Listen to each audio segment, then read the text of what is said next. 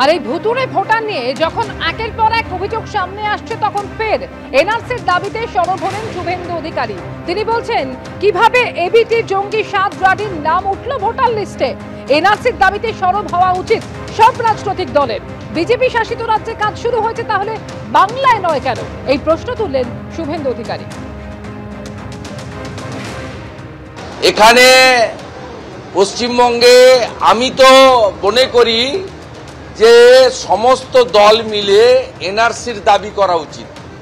আসুন না সবাই মিলে বসে, উত্তরাখণ্ড করেছে, গুজরাট করেছে,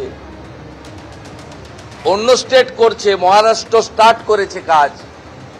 আপনাকে আমি প্রশ্ন করি, সাদ শেখ ভোট দিল কি করে? He is Ansarul Bangla's extremist. He arrested from Hariharpara, Murshidabad, arrested by the STF Assam, not Bengal police. এবং he casted his vote twice.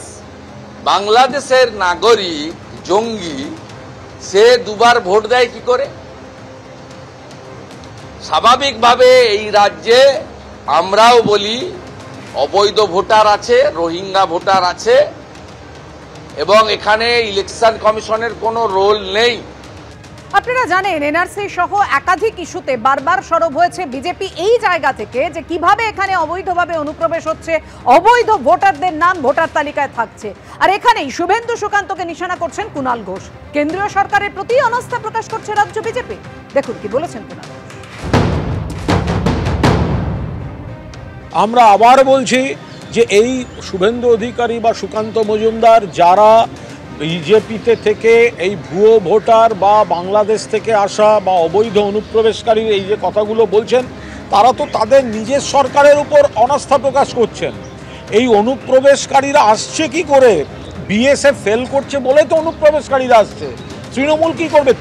চম্পাহাটিতে যে ধরেছে ভুয়ো ভোটার, সেটা তো তৃণমূলের প্রশাসনই ধরেছে, মমতা ব্যানার্জির প্রশাসনই ধরেছে। কেন্দ্রের যে বাহিনীগুলো, এজেন্সিগুলো রয়েছে, তাদের মধ্যে একটা সেটিং করে ফিজিক্যাল ভেরিফিকেশনের বাইরে গিয়ে, ফিজিক্যাল ভেরিফিকেশন না করে অনলাইনে এই ভুতুড়ে ভোটার তোলা হচ্ছে। এটা মহারাষ্ট্রে বিজেপি করেছে, এটা দিল্লিতে বিজেপি করেছে, সেটা বাংলায় করার চেষ্টা করছে। আমরা তার প্রতিবাদ করছি।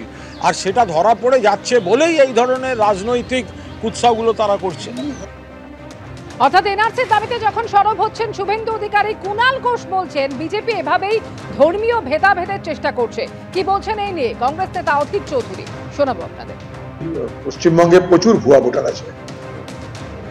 আমার কাছে দেখুন, সরকারিভাবে অনেকে অনেক কথা তো বলে, আমাদের নানা রকমের সোর্স থাকে, তাতে আমার কাছে খুব বিশ্বস্ত সূত্রে একজন কেউ বলেছে যে পশ্চিমবঙ্গে 35 থেকে 40 লক্ষ ভুয়ো ভোটার তৃণমূলের গ্রিপে আছে, মানে তৃণমূলের দখলে আছে। 35 to 40 লাখ ভোট। এবং আপনারা দেখতে পাচ্ছেন যে এই পশ্চিমবঙ্গে ভোটার তালিকায় নাম উঠানো কতটা সহজ সরল ব্যাপার।